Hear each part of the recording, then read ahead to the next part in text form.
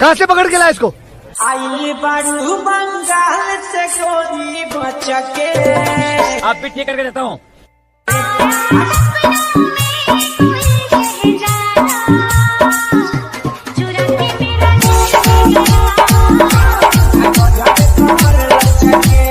अरे जब भी ऊपर चढ़ता बंद क्यों कर देते हो? ये ढीले जरा डीजल डाल।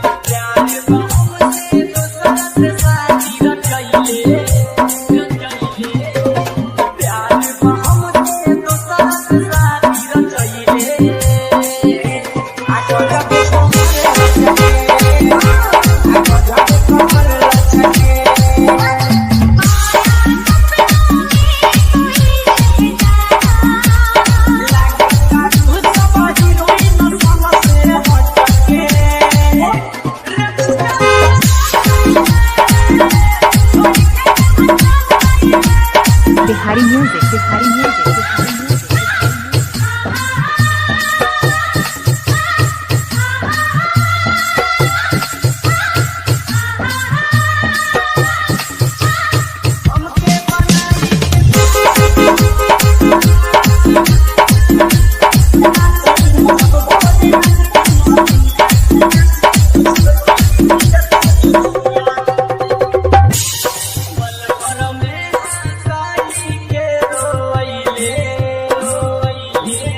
वो दुल्हन बनकर रुखसत हो गई। वाह वाह वाह वाह वाह वाह। वो दुल्हन बनकर रुखसत हो गई। वाह वाह वाह।